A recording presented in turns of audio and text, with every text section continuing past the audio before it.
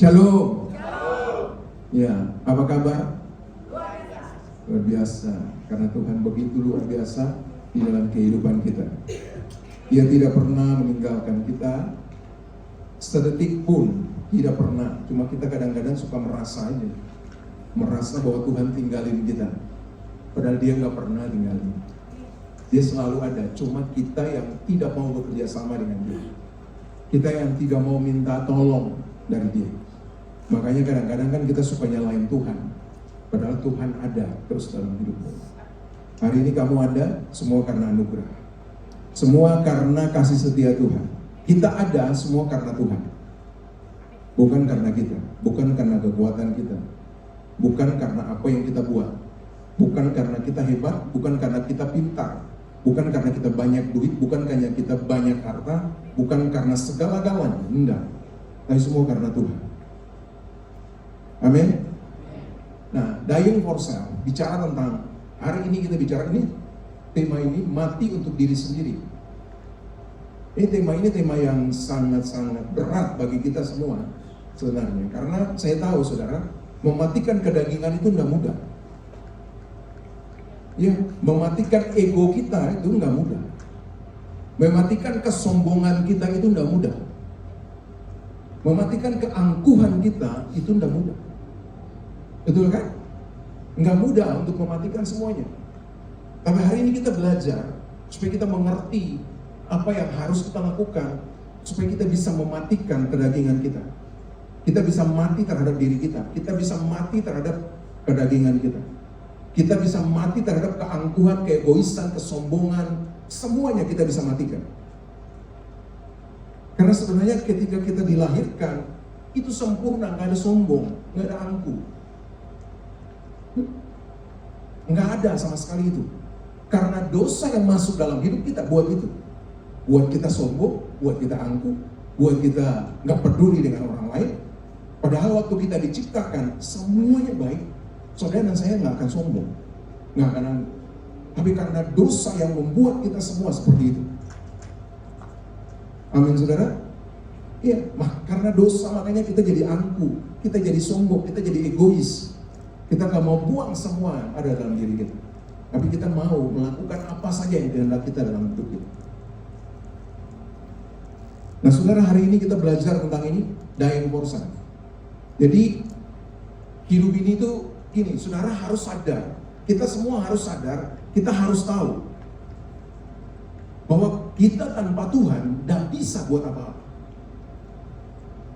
Sekali lagi, kita harus sadar, kita harus tahu bahwa kita tanpa Tuhan itu nggak bisa bikin apa-apa, nggak bisa buat apa-apa.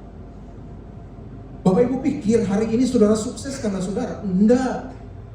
Saudara sukses itu karena Tuhan. Amin? Ya. Saudara sukses, saudara berhasil itu karena Tuhan. Kita saja yang nggak sadar. Karena kita belum mengerti kebenaran. Nah kalau kita tahu kebenaran, kita mengerti kebenaran, kita percaya begini. Kita yakin begini, bahwa semua yang aku dapat hari ini, semua yang punya aku itu milik Tuhan dan itu dari Tuhan. Haleluya. Jadi jangan belagu, jangan sombong, milik kiri kanan. Semua yang kamu punya hari ini adalah milik Tuhan, termasuk hidupmu. Bilang kiri kanan. Semua yang kamu miliki hari ini punya Tuhan. Terus lanjutin gini. Untuk itu jangan sombong. Terus lagi, jangan angku. Terus lagi, jangan egois. Terus lagi, jangan lupa dikasih duit ke gua. Yang ujungnya yang jelek. Ya, saudara gitu kan? Semua yang kita miliki ini yang punya Tuhan. Kalau kamu, kita semua mengelola dengan baik, pasti Tuhan tambah-tambahkan. Karena Tuhan percayakan yang terbaik bagi kamu. Tapi kalau kamu tidak mengelola dengan baik, ya udah hilang aja. Dengar baik-baik, Tuhan gak bakalan ambil. Ingat, Tuhan kita itu, Dia tidak seperti itu. Ingat, Dia tidak pernah berikan terus dia ambil lagi. Nggak ada cerita. Kamu yang mengelolanya nggak dengan baik, makanya udah habis semua. Baru begitu selain Tuhan lagi, Tuhan jangan ambil, Tuhan nggak pernah ambil. Kamu sendiri yang mengelolanya salah. makanya habis begitu saja. Tuhan dah ambil, tapi kamu yang habisin. Yang setuju katakan amin. Tanpa sadar kita lakukan itu, lalu kita salahin Tuhan. Kita bilang Tuhan yang ambil. Enggak. Saudara percaya Tuhan yang tidak seperti itu. Kita percaya Yesus yang sangat baik dalam hidup kita. Amin. Kalau dia sudah memberikan sesuatu bagi kita, pantang untuk dia ngambil lagi. Enggak, dia nggak ngambil. Dengan itu Bapak, dia nggak ngambil. Kita saja yang kelolanya salah, makanya semuanya habis. Halo? Jadi hari ini mari taruh dalam hidupmu bahwa kehidupan yang kita miliki hari ini tanpa Yesus, maka semuanya tidak ada apa-apa. Jadi kehidupan yang kita miliki hari ini itu semua punya Bapa, punya Yesus. Amin. Semua punya Dia. Nah, sadar itu di dalam hidupmu. Kalau kesadaran itu muncul di dalam kehidupanmu, ya maka hidupmu akan baik-baik saja. Hidupmu akan luar biasa, bukan baik-baik, tapi luar biasa baik. Jadi berkat bagi banyak orang. Jadi saksi, jadi dampak bagi banyak orang. Jangan kita jadi batu sandungan terus-menerus bagi banyak orang. Nggak boleh. Tapi jadilah dampak, jadilah saksi yang baik. Karena kita tahu begini, Tuhan ada dalam hidup. Tuhan yang punya semuanya itu, Dia ada dalam hidup. Jadi mari, hari ini, matikan kedagingan kita. Matikan dalam dirimu semua egoisme, semua keangkuhan, kesombongan, kedagingan dalam hidupmu, matikan. Lalu berjalanlah di dalam kuasanya, berjalanlah dalam rohnya, berjalanlah dalam kebenarannya, maka kamu akan mendapatkan hal-hal besar, hal-hal yang dahsyat yang Tuhan akan sediakan di dalam hidupmu, yang kamu akan temui di dalam firman Tuhan. Mulmet.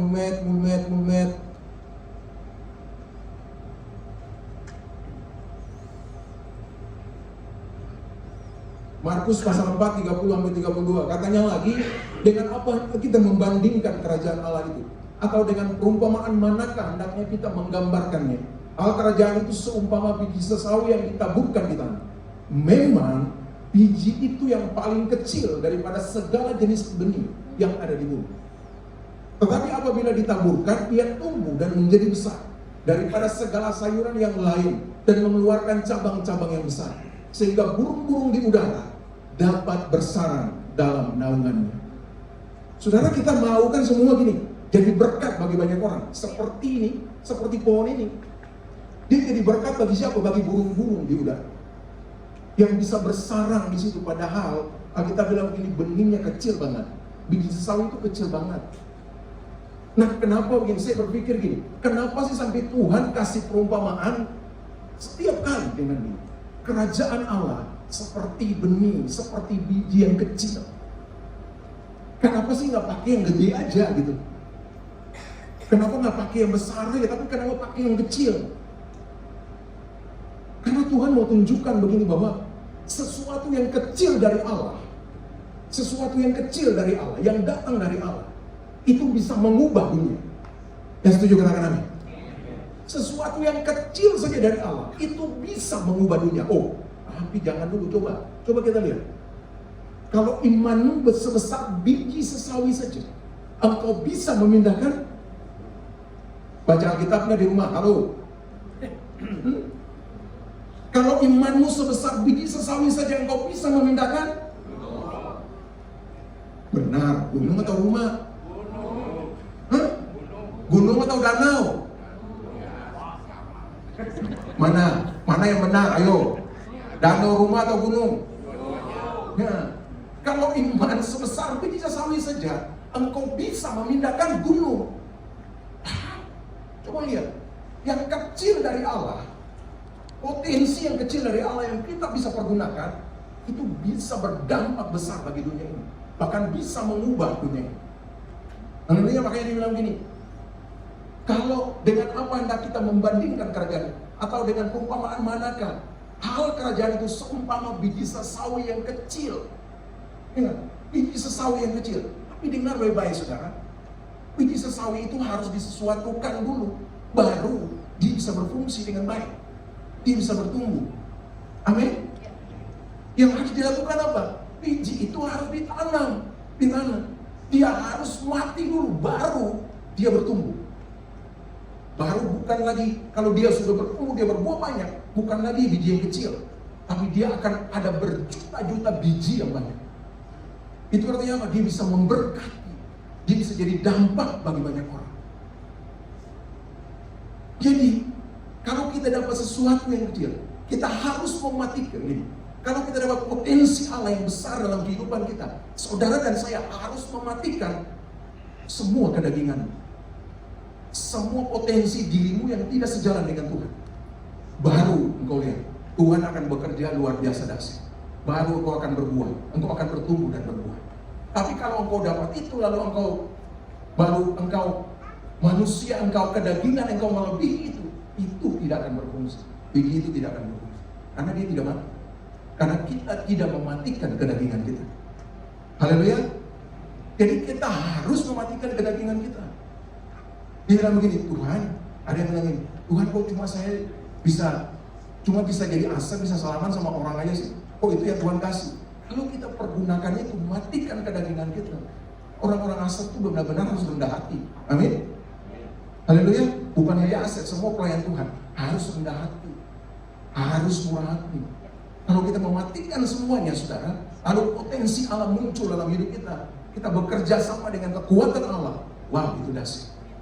Saudara akan bawa orang banyak untuk datang ke tempat ini, untuk mengisi kursi-kursi yang kosong. Yang setuju katakan amin. Haleluya. Itu yang harus kita buat, saudara. Dia bilang ini. Tetapi apabila ditaburkan, harus ditaburkan. Artinya gini, harus mati. Harus mati, mematikan dirimu, mematikan kedaginganmu. Baru potensi yang tadi Allah bilang biji sesawi yang kecil itu dia akan berfungsi besar. Dia akan mengubah seluruh lingkungan di sekitarmu. Bahkan dia akan mengubah seluruh hidup. Jadi jangan sia-siakan itu. Semua kita punya potensi itu. Bila kiri kanan, kamu punya potensial. Jangan sia-siakan itu, saudara. Pakai itu dengan cara apa?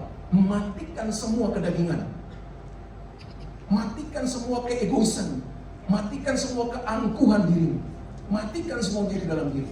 Baru potensi yang kecil itu akan muncul. Potensi yang Allah taruh dalam hidup yang kelihatannya kecil itu akan mengubahkan dunia, akan mengubahkan orang-orang di sekitarmu, akan mengubahkan keluargamu, akan mengubahkan lingkungan sekitarmu, akan mengubahkan komunitas di mana engkau ada. Kalau itu tidak kau lakukan, tidak mungkin. Kalau engkau masih sombong, engkau masih angkuh, engkau masih hidupnya nggak benar, jangan harap, saudara. Jangan harap potensi Allah itu akan bekerja dalam kehidupan. Amin. Kita lihat, matinya diri sendiri bukanlah akhir dari kehidupan kita, melainkan awal dari kehidupan yang baru di dalam Kristus. Yang setuju katakan amin. Matinya diri sendiri itu bukanlah akhir dari kehidupan kita, melainkan awal dari kehidupan yang baru di dalam Kristus. Jadi ketika saudara dan saya mematikan kedagingan kita, itu bukan akhir segala-galanya, tapi itu awal dari keberhasilan saudara. Itu awal dari hal-hal yang baru yang akan saudara dapatkan. Amin. Itu awal yang baru yang saudara akan dapatkan berjalan bersama-sama dengan Yesus, berjalan bersama-sama dengan Tuhan. Dan saudara akan menikmati semua kebaikan Tuhan di situ. Saudara akan menikmati semua mujizat Tuhan di situ. Saudara akan menikmati semua berkat Tuhan di situ. Dan saudara akan menikmati semua terobosan-terobosan yang Tuhan buat dalam hidup. Wow, keren banget, saudara. Nah, ini yang harus kita lakukan. Karena ketika kita mematikan kedagingan kita, maka dengan sebenarnya kita sedang menyuruh ini Tuhan ambil alih seluruh hidup. Tanpa sadar kita menyatakan ini Tuhan, ambil alih seluruh kehidupan. Pakai aku Tuhan, seturut dengan kehendak. Tanpa sadar kita lakukan itu. Tapi kalau kita tidak mematikan itu, ya sudah, hidupmu akan merana. Hidupmu akan susah terus. Lalu mulai salahin Tuhan. Kita kan suka begitu kan, suka salahin Tuhan. Kalau kita nggak berhasil, kalau kita nggak dapat sesuatu yang kita inginkan, kita salahin Tuhan. Padahal kita nggak tahu itu rencana Tuhan bagi kita atau enggak. Kalau rencana Tuhan dalam hidupmu, dengar baik-baik, pasti Tuhan akan genapi. Yang setuju katakan amin. Karena janji Tuhan itu ya dan amin. Ya, kalau janji manusia kan, itu kan ada yang bilang bohong. Janji manusia itu kadang-kadang begini. Kalau manusia berjanji itu bisa tepati, bisa enggak. Betul enggak? Betul enggak saudara? Amin. Ini kita di sini juga suka berjanji kan, suka bohong juga kan? Nggak pernah tepati janji kan? Benar enggak? Bilang datang jam 4, datangnya di setengah 5, datangnya jam 6. Kira-kira itu benar enggak? Enggak benar itu. Mendingan saudara nggak usah datang aja. Karena itu enggak benar dalam Tuhan. Kalau janji jam 4, ya udah datang jam 4. Sebelum jam 4 saudara sudah datang. Itu baru janjinya ditepati. Makanya janji manusia itu kadang-kadang mau ditepati, kadang-kadang enggak. Tapi janji Tuhan, dengar ini baik-baik. Janji Tuhan itu penggenapan. Dengar baik. Janji Tuhan itu penggenapan. Jadi dia pasti genapi. Dengar itu. Dia pasti genapi. Kalau dia sudah berjanji, pasti digenapi. Tapi dengar, sesuai dengan kehendak dan waktunya dia. Halo? Jangan paksa waktu kita untuk waktu Tuhan. Halo? Dengar sekali lagi, jangan paksakan waktu kita untuk waktu Tuhan. Karena waktu Tuhan itu waktu yang terbaik bagimu. Dia tidak pernah terlambat untuk menolongmu. Ya, setuju katakan amin. Dia tidak pernah terlambat untuk menyatakan janjinya dalam hidupmu. Amin. Menggenapi janjinya dalam hidupmu. Dia tidak pernah terlambat. Kita saja yang suka maksakan diri. Oh, Tuhan belum lagi sih. Ya memang belum waktu. Kalau belum waktu lu mau paksa sampai gimana pun, nggak bisa lah. Betul kan, saudara? Tapi kalau dia sudah berjanji satu hal, dia sudah berjanji, dia pasti genap. Asalkan tadi matikan kedagingan. Halo, matikan kedagingan. Lalu tunggu penggenapan janji Tuhan terjadi dalam hidup. Baru engkau bersaksi, engkau menyatakan cinta pada dia lewat kesaksian, lewat apa yang kau lakukan. Nah, tema ini mengajak kita untuk melepaskan keinginan dan ambisi pribadi demi mengikuti rencana serta tujuan yang telah ditetapkan Tuhan bagi kehidupan kita. Jadi semua ambisi pribadi, semua hal-hal yang menyangkut daging kita, itu kita harus lepaskan. Rencana-rencana kita yang menguntungkan kita, supaya kita jadi sombong, kita jadi angkus dan orang hormat terhadap kita, itu harus ditinggalkan. Halo? Harus dimatikan. Kita bilang, harus dimatikan, harus dibuang. Lalu saudara akan mengalami janji Tuhan dalam hidup kita semua. Nah, lihat ini, 4 tanda seorang telah mati bagi diri sendiri. Perhatikan ini baik-baik kita. Pribadi yang tidak mempertahankan harga diri dan reputasi tatkala ia tidak dihargai dalam pelayanan maupun pekerjaannya. Yang setuju katakan amin. Coba lihat, ini 4 tanda seorang telah mati bagi diri sendiri. Yang pertama tuh gini, pribadi yang tidak mempertahankan harga dirinya atau reputasinya tatkala dia tidak dihargai dalam pelayanan atau pekerjaannya. Yang penting dia kerja benar, yang penting dia melayani benar. Sudah itu yang dia lakukan. Mau dihargai, mau tidak dihargai, tidak perlu. Haleluya. Saya sudah melayani, sudah loncat-loncat, kok Pak Ampi nggak pernah salaman sama saya? Kok King, kok Hari tidak pernah salaman sama saya? Ya, saudara minta dihargai. Halo, saudara belum mati terhadap diri sendiri. Ya, setuju katakan amin. Kita nggak usah seperti itu, saudara. Karena yang lebih besar dari itu adalah Tuhan yang menghargai kita. Amin. Tuhan yang mengangkat kita. Jangan minta diangkat oleh manusia. Jangan minta dihargai oleh manusia. Nggak bisa. Saudara harus tetap mengerjakan pelayanan saudara. Mengerjakan tanggung jawab yang Tuhan sudah berikan bagi saudara. Walaupun tidak dihargai. Begitupun dalam pekerjaan. Begitupun dalam rumah tangga. Saudara mungkin, istri-istri mungkin sudah masak yang sudah berkeringat masak, tapi suami pulang makannya cuma dikit. Makannya ngomel lagi. Kok asin sih? Kok nggak enak sih? Istri sudah ke pasar, sudah capek-capek. Sudah masak berapa jam, lu pulang lu ngomong lagi, makannya dikit, baru ngomel lagi, kan nyaur. Kalau gua jadi istri, udah gua buang aja, biarin aja. Ini dengar baik-baik. Gitu kan? Bapak-bapak dengar ini, hargai istrimu. Dan duduk dengan suami istri bilang ini, hargai gua. Istri bilang ini, hargai gua. Kebalik om, bukan.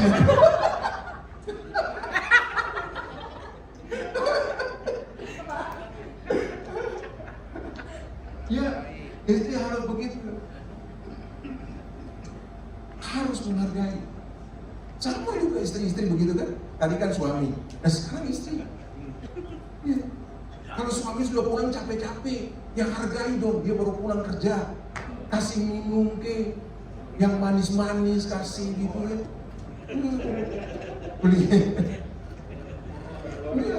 Beli kue, beli apa gitu deh, dikasih ke makan. Baru pulang dicerewetin. Pulang jam berapa sih? Jam begini sih. Baru pulang kerjanya di mana? Kau kita.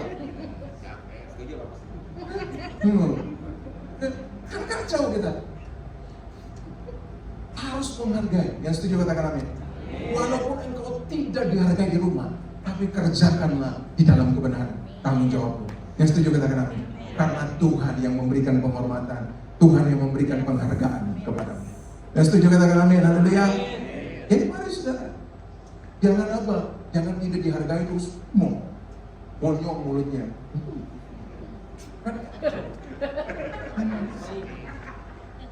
Nunjuknya nggak di depan orang lagi, nunjuknya di belakang atau di samping orang. Itu kan? Dan kadang-kadang kita suka begitu, karena dulu saya begitu. Ya, ini pengalaman. Karena dulu saya begitu. Makanya saya tahu, ngomong orang tuh nggak bisa ngomong di depan, harus ngomong di belakang atau di samping, betul kan? Biar ekspresi mulutnya enak. Benar nggak? Ya, biar ekspresi mulutnya enak. Kalau di belakang, gitu kan? Kalau di samping kan, kalau di matanya, gitu. Kalau gini, agak Tuhan Yesus, ampunilah kita semua.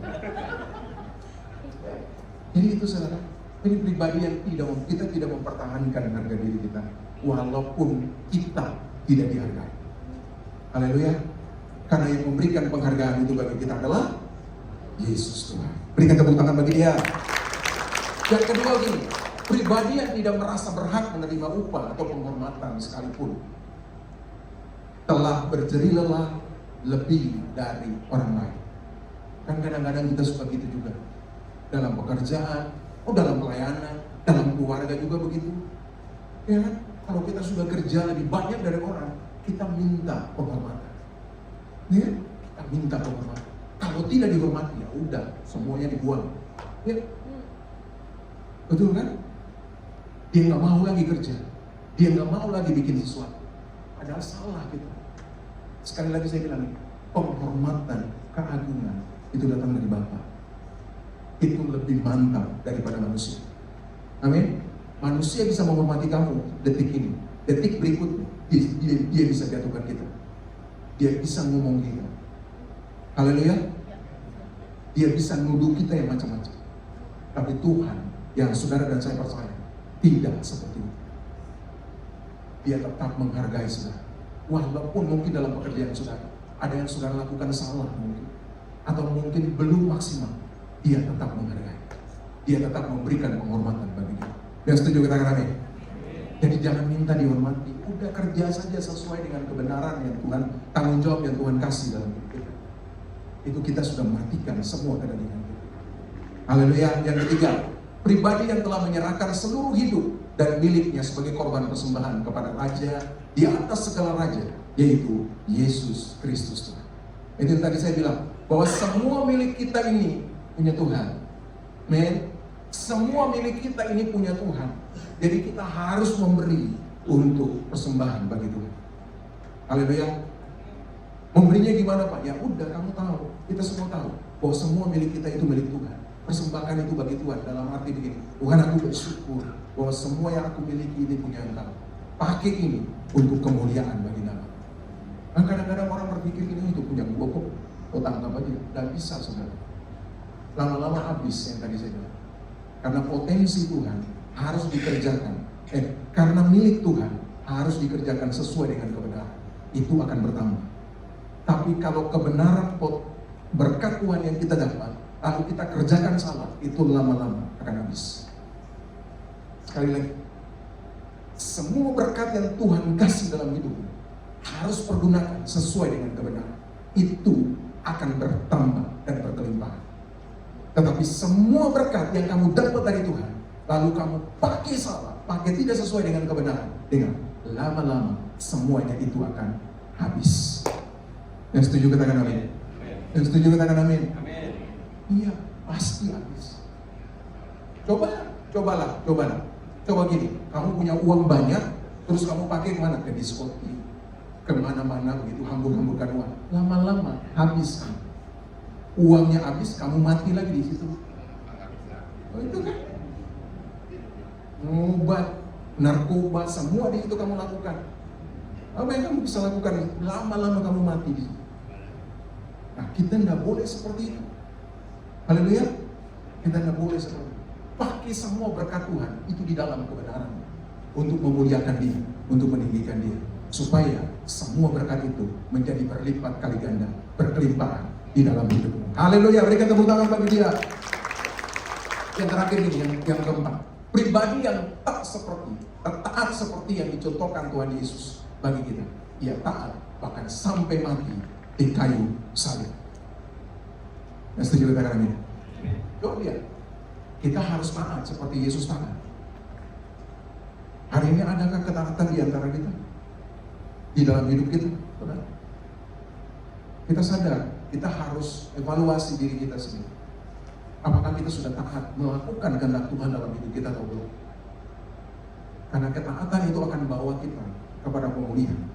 Ketaatan itu akan membawa kita kepada keberhasilan. Ketaatan itu akan membawa kita untuk melihat bagaimana janji-janji Tuhan tergenapi dalam hidup. Amin, saudara. Kita nggak bilang ini cuma percaya doang. Enggak. Percaya itu harus disertai dengan taat.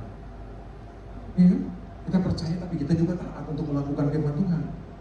Kita percaya tapi kita juga harus melakukan kebenaran. Nah, kadang-kadang orang bilang, gue percaya tapi kebenarannya nggak mau dilakukan.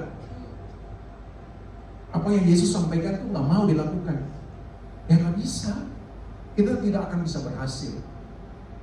Makanya Tuhan kan kasih kita pikiran, kasih tangan, kasih kaki, kasih otak. Untuk apa kita berpikir kan? Tangan untuk kita bisa bekerja, kaki juga untuk kita bisa berjalan bekerja. Kalau dia mau tinggal kita duduk di situ, ya nggak usah kasih semuanya. Tinggal kita disuapin aja, makan terus di sama Tuhan gitu. Mana jatuh burung puyuh dikasih, udah makan aja semuanya. Burung puyuh juga kan perlu dimasak dong. Amin. Atau mau makan mentah-mentah begitu. Burung terbang terus tangkap makan gitu. Enggak juga. Semua potensi kita harus dikeluarkan. Haleluya. Itu bentuk, itu ketaatan kita. Ketaatan untuk melakukan kebenaran firman Tuhan. Nah, ini penting nih bagi kita semua. Supaya jangan kita salah. Oke? Nah, mari kita mulai. Ini baru setengah jalan. 2 jam lagi baru selesai. Yang pertama, kematian menuju kehidupan. Kematian itu menuju kepada kehidupan.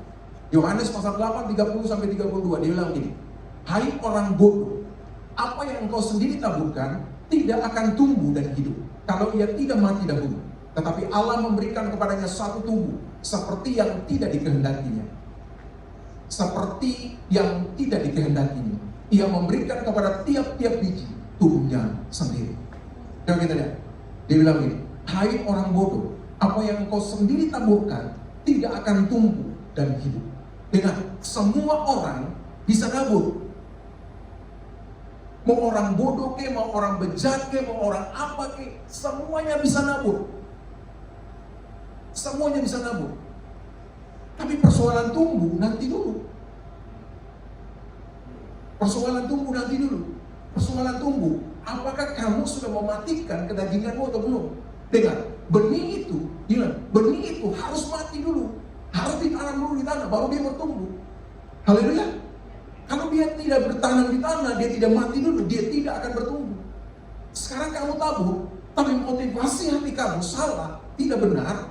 Motivasi hati kamu ketika kamu memberi seseorang uang, lalu engkau mengharapkan begini, supaya nanti dia balikin lebih banyak dari itu. Itu salah.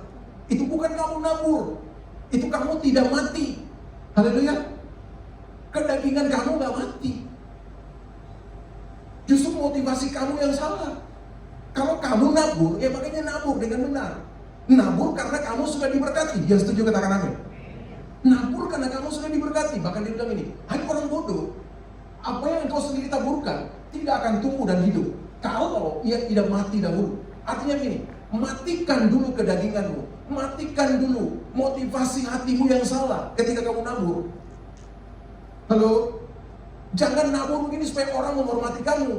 Jangan nabur begini supaya orang bilang, oh iya ya, tuh hebat tuh Pak Ampi berikannya banyak banget, gitu kan, untuk gereja atau untuk orang lain. Nggak bisa saudara, itu salah. Itu tidak pernah akan bisa bertumbuh dan tidak pernah akan bisa berbuah. Haleluya. Nggak pernah. Motivasi yang benar begini, ketika kita menabur itu karena perintah Tuhan, ketaatan kita kepada Tuhan. Satu. Yang kedua, kita menabur karena kita sudah diberkati terlebih dahulu. Yang setuju katakan amin. Yang setuju katakan amin. Supaya motivasi kita benar. Kadang-kadang orang menabur supaya banyak orang yang menghormati dia, supaya orang tinggi-tinggikan dia, orang sanjung-sanjung dia, karena dia sudah memberi bagi banyak orang, atau nabur bagi banyak orang. Dengan taburan seperti itu tidak akan bertumbuh dan tidak akan berbuah. Dan setuju katakan amin.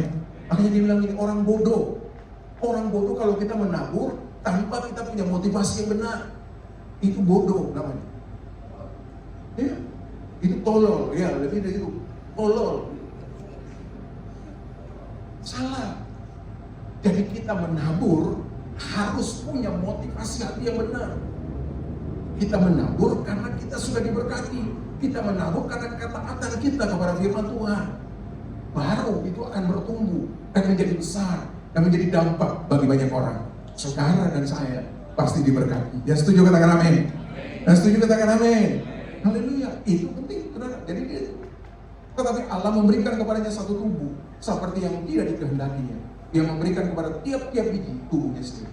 Jadi biji-biji yang kecil itu dia kasih tubuhnya sendiri. Artinya ini, ketika dia tumbuh, dia akan menghasilkan biji yang lebih banyak dari satu biji tadi. Bahkan ribuan, bahkan jutaan biji yang lain. Itu bicara tentang gini. Itu bicara tentang dampak, saudara. Itu bicara tentang kesaksian saudara bagi orang lain. Jadi mari saudara, lakukan itu dalam hidupmu. Jangan sampai kamu nabur punya motivasi hati yang salah, supaya orang meninggikan kamu, orang mengagungkan kamu. Waduh, itu bukan benih yang baik. Amin. Tapi ketika kita nabur, kita tahu bahwa kita sedang melakukan perintah Tuhan, ketaatan kita, dan kita tahu kita sudah diberkati. Makanya kita harus jadi berkat bagi banyak orang. Berikan tepuk tangan bagi dia. Yang kedua, mematikan semua yang duniawi. Karena itu matikanlah dalam dirimu segala sesuatu yang duniawi, yaitu percabulan, kenajisan, hawa nafsu, nafsu jahat, dan juga keserakahan, yang sama dengan penyembahan berhala. Saudara perhatikan itu, harus mematikan semua hal-hal yang duniawi dari hidup. Kita harus mematikan itu dalam hidup kita. Saudara, ada orang ini, orang cari patung untuk menyembah. Lu nggak usah cari-cari patung untuk menyembah. Kalau mau penyembahan berhala gampang, lakukan satu aja dari sini. Mau percabulan ke, mau kenajisan ke, mau serakah ke, ya. Sombong itu termasuk, saudara. Angkuh itu termasuk. Itu penyembahan berhala.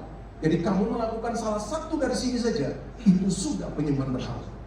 Dan itu tidak berkenan kepada Allah. Haleluya.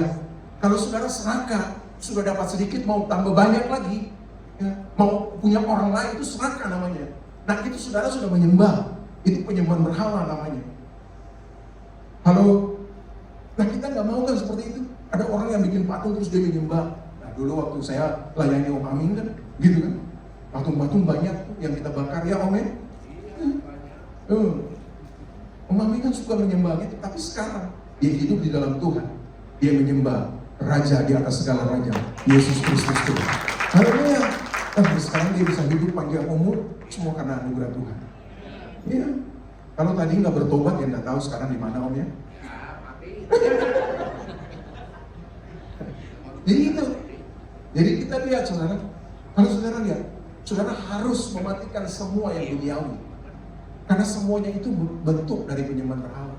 Kesombongan, keangkuhan, keserakahan, itu bentuk dari penyembahan berhala. Jadi jangan sampai kita lakukan itu. Penyembahan berhala itu bukan aja menyembah di mana, di gua-gua, menyembah di mana, Gunung Kawi atau apa. Bukan itu aja.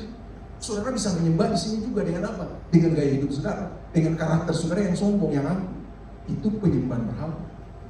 Halo? Amin saudara? Karena saudara sedang mengagungkan diri saudara sendiri. Kan Tuhan tidak mau itu. Yang kita harus agungkan cuma satu, Yesus Kristus Tuhan. Amin? Jadi mari lakukan itu dalam hidup kita, supaya kita jangan disebut dengan penyembah berhala. Yang terakhir, musik maju, menyerahkan hak serta melayaninya dan dengan sesama. Ya. Melayaninya dan sesama. Jadi melayani Tuhan dan melayani sesama. Kita harus menyerahkan hak kita. Firman Tuhan katakan begini, Filipi pasal 2 ayat 5-7. Dia bilang ini, hendaklah kamu dalam hidupmu bersama menaruh pikiran dan perasaan yang terdapat juga dalam Kristus Yesus, yang walaupun dalam rupa Allah tidak menganggap kesetaraan dengan Allah itu sebagai milik yang harus dipertahankan, melainkan telah mengosongkan dirinya sendiri dan mengambil rupa seorang hamba dan menjadi sama dengan manusia. Teman-teman, Bapak Ibu perhatikan baik-baik. Firman ini luar biasa. Ketika saya merenungkan firman ini, ada sesuatu yang Tuhan taruh di dalam hidup saya. Ada pengertian-pengertian baru yang Tuhan taruh.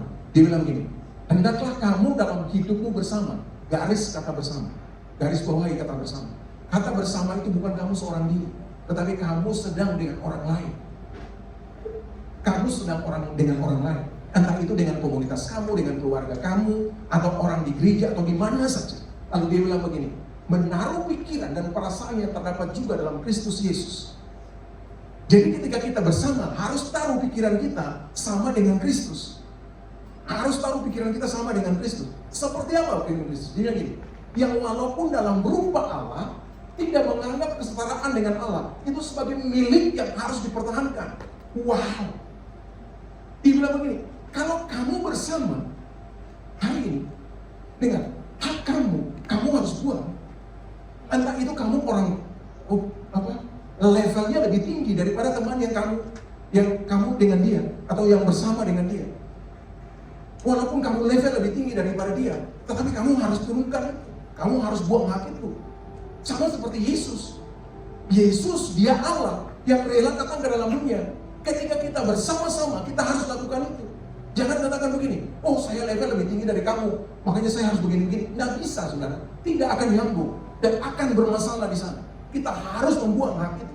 Termasuk saya ditegur oleh firman ini saudara. Kadang-kadang kan kita suka begini, oh saya pendeta, saya hamba Tuhan, saya kalau bicara dengan begini-begini, tidak bisa kayak gitu. Nggak bisa saya begitu. Ketika kita semua gini bersama, semua kita sama di hadapan Tuhan.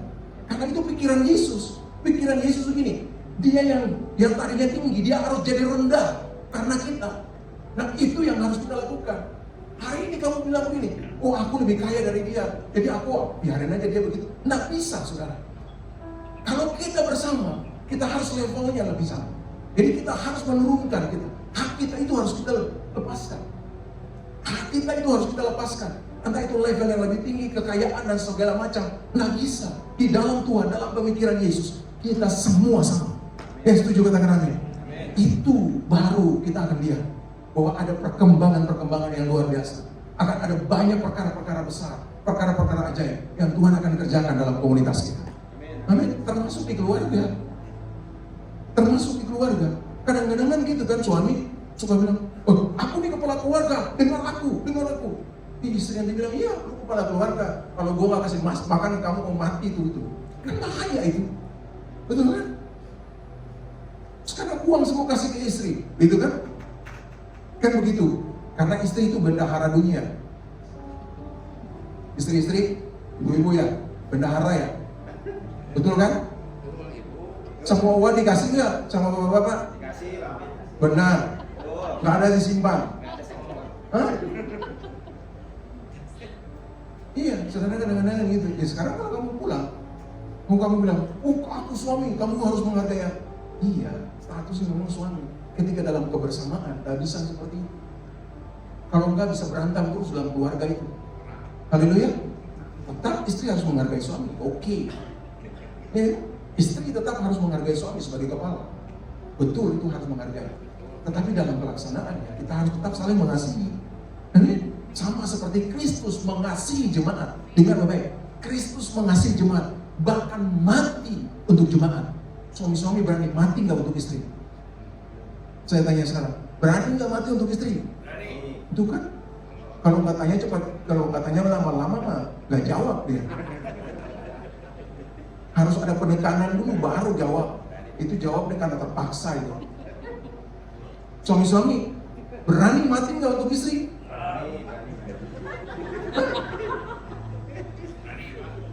Berani nggak? Ya kalau nggak berani, berarti tidak sesuai dengan pikiran Kristus. Halo? Kalau nggak berani, berarti nggak sesuai dengan pikiran Kristus.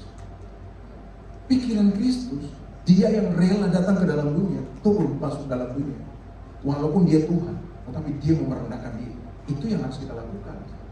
Maka dibilang gini, yang walaupun dalam rupa Allah tidak menganggap kesetaraan dengan Allah itu sebagai milik yang harus dipertahankan. Dia nggak mau pertahankan itu walaupun dia Allah, sama. Dalam keluarga pun walaupun kamu suami, jangan pertahankan itu. Tetap mengasihi istri, haleluya. Tetap mengasihi dia. Istri pun begitu, harus tetap menghormati suami. Melainkan telah mengosongkan dirinya, bahkan itu.